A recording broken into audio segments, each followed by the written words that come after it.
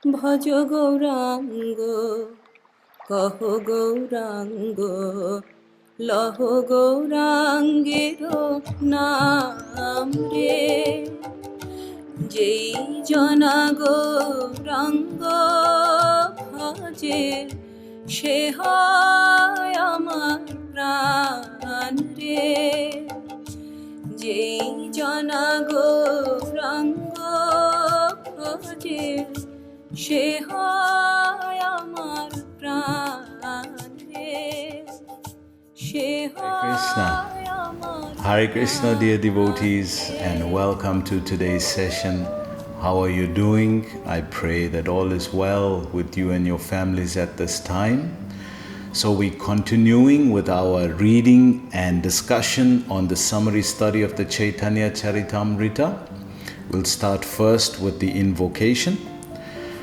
Bande Guru Isa Bhaktam Isa Isa Avatarakam Tat Prakasham Tat Shakti Shri Chaitanya Samyagam. Jaya Jaya Shri Chaitanya Jaya Nityananda Jaya Advaita Chandra Jaya Gaura Bhakta Vrinda. So we continue with our discussion on the teachings of Lord Chaitanya, which is a summary study of the entire Chaitanya Charitamrita. And yesterday we concluded at a very interesting point. We were discussing this point about personalism and impersonalism and what is Krishna's opinion on it. So we catch this from the 12th chapter of Bhagavad Gita. We were describing the first 5 verses of the Bhakti section. So why is this so important? Because this 12th chapter is devotional service, Bhakti. And Krishna could have spoken this impersonal and personal thing anywhere in the Gita, but he chose to start the Bhakti section with this. Because if this is not clear, if this impersonal idea is there, there's no pure Bhakti. And if there's a Mayavad idea, there's definitely no Bhakti at all. So if these two things has to be resolved within oneself, and until there's the personal feature is accepted and understood, then only that kind of worship is bhakti, pure bhakti. So this is why Krishna had put it right in the beginning. We must remember this chapter only has 20 verses, the 12th chapter. Only 20 verses. So Krishna took 5 of that verses just to explain this point. So it's very, very important. So let's go over Krishna's argument in this. So this is Bhagavad Gita, chapter 12, verse number 2. So Krishna is speaking now and is replying to Arjuna's question, which is better, which is more perfect. So he's not saying it's wrong, but he's saying which is more perfect. So is it impersonal or the personal feature? Let's see Krishna's answer. So chapter 12, verse number 2, translation. The Supreme Personality of Godhead said, for those who fix their minds on my personal form, what is the result of that? And are always engaged in worshipping me with great and transcendental faith. So it's not good enough just to fix your mind on the form. You have to worship with faith. You have to serve Krishna, do devotional service. Then what is the result? Are considered by me. So he's giving his opinion, and what is that? To be most perfect. So remember, see the word there, most. So you can't go more than most. You get more, and then you get more, better, good, better, best, right? So you can't go more than most. So Krishna is saying of the two, the personal form is most perfect. So this is Krishna's opinion. God is giving his opinion. Can you get better than that? Let's see the next verse, 3 and 4. So in that same discussion now, the next verse, 3 and 4 is combined. Translation. But those who fully worship the unmanifested, that which lies beyond the perception of the senses, the all-pervading, inconceivable, unchanging. How do you love something like this? Oh, who do you love? Inconceivable, unchanging, immovable. I love him. how difficult it is. Why make life so difficult, Prabhu? Inconceivable, unchanging, immovable, unfathomable, unperceptible. What is that? What is left after that? You can't perceive it. It doesn't move. Inconceivable, uncleavable. What is this thing? You can't. It's totally, really against our nature. Can we see that? Love is a natural thing. It's natural and it feels natural. That's why it feels good. Does it feel natural, this inconceivable, immovable, inconceivable, uncleavable? What is this thing then? How do you conceive? Give it a reference. How do you give it a reference? This is really so difficult. And Krishna is saying that. Let's see what he says. Fixed and immovable, the impersonal conception of the absolute truth, by controlling the various senses and being equidisposed to everyone, such persons. Sure, we finally come to that.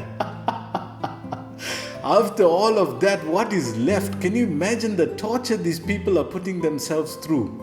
Immovable, inconceivable, all of this thing. So finally, what happens to these people? Krishna is saying, such persons engaged in the welfare of all. You see, even he admits that you have to do some service. We're not against welfare work. Please don't misunderstand. We have one of the biggest welfare works on the planet, Food for Life. So we are very much for helping the needy, very much for helping the poor. So we're not against welfare work. We actually encourage it very, very much. But don't pretend to be renounced from the world, and you can't admit that your philosophy is wrong, and you want to then come back and say, oh no, service to man is service to God. So now it kind of covers up for what false philosophy you have. This is pretense. This is cheating yourself, and this is cheating others. Don't cheat innocent people. People are innocent. They want to learn. Give them the right information. You teach them the wrong thing because you can't understand and you can't relate, and they then teach it to others, and that becomes a big problem to the planet. So Krishna is saying, you want to do welfare work, but yet you don't want to accept that you do seva. Everybody else is doing seva, but no, you want to renounce the world. So you see how false this is, this Mayavad philosophy. Krishna doesn't appreciate it, but he mentions it here. And then he says, at last achieve me. So after all that troublesome, inconceivable and all that stuff, at last you come to Krishna. So it's not a wrong path, but it's a long path. It takes a long time. Do you have that kind of time to waste? Why waste for all that? Krishna directly here is saying, Baba, direct he's saying, personal form is most perfect. Let's see how he concludes in the fifth one. So chapter 12, verse number 5, translation. For those whose minds are attached to the unmanifested, impersonal feature of the Supreme, advancement is very troublesome. Dekho na, see what he's saying here. See what he's saying. Krishna directly. This is not some guru, somebody speaking. This is direct from the translation of Bhagavad Gita, chapter 5. He's saying this is troublesome. Let's see what else he says. To make progress in that discipline is always difficult for those who are embodied. Are you embodied? Yes, it's difficult. Krishna is saying this is difficult. So don't get caught up in this. Accept the personal feature from the authorized scriptures, accept the authorized teachers, and you'll never be misled. You'll definitely find that peace that you're searching for sincerely in your heart. So, having concluded then that of the impersonal and the personal, the form is better, where is this light coming from then? What is this light? So that answer we get from the Upanishads and from the Isha Upanishad. Again, it's a Vedic reference from verse number 16, Isha Upanishad. Let's see what it says.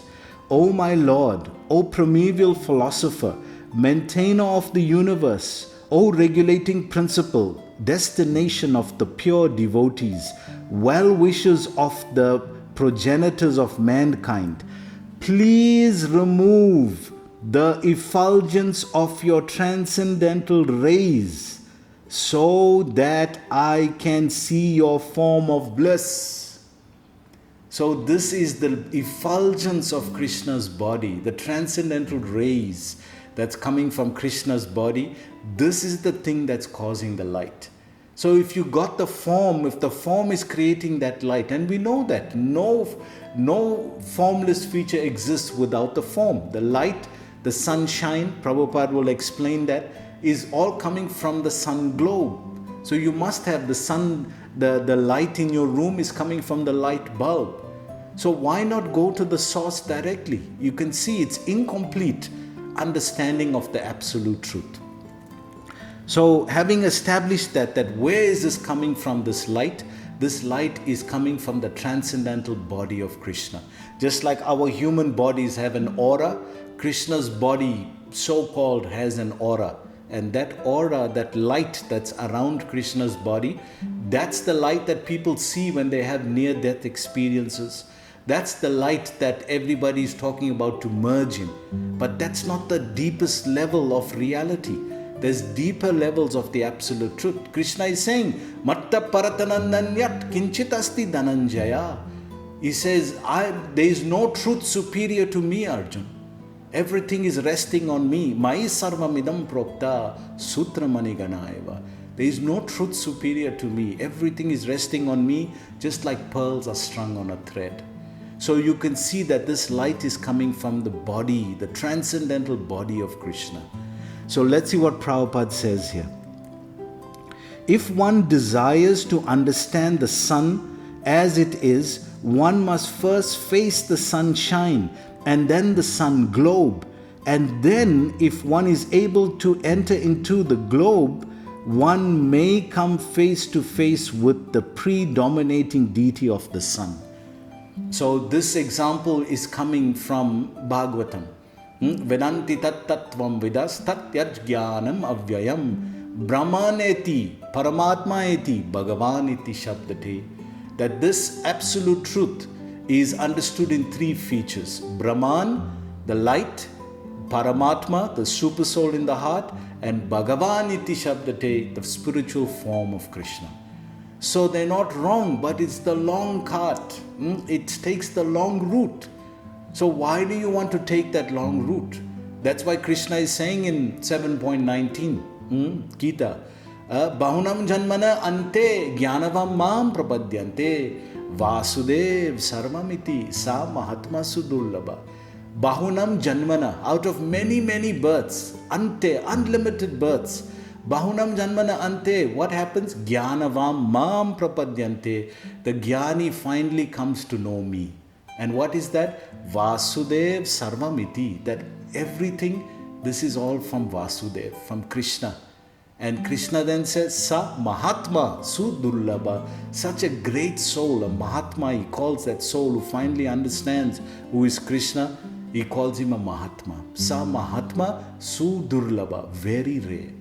So even 5,000 years ago, it was understood that if somebody understands really who Krishna is, in Tattvataha, Janma karma chame divyam evam yo veti tattvataha, 4.9 Gita, that to understand Krishna in Tattvataha is not easy. You need a devotee to explain it to you. Otherwise, it's not going to be understood and accepted so easily. So Prabhupada goes on to say, due to a poor fund of knowledge, the Mayavadi philosophers cannot go beyond the Brahman effulgence, which may be compared to the sunshine. So, to understand the form, Krishna is given the understanding. 18.55 Gita. Bhakti mam abhijnanati yavanyas chasma tattvataha tato mam tattvato gyatva visanam tatanantaram. When we were doing the Damodar Leela, this point was coming out every day.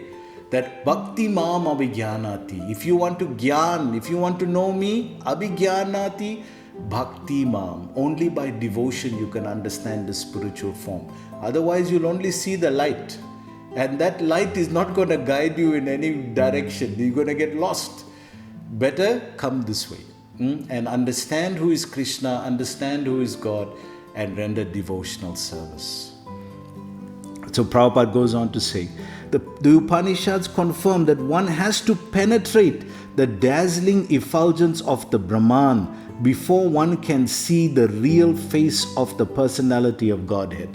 So a big point I want to bring out here, that Prabhupada's purports, it's not just another guru writing.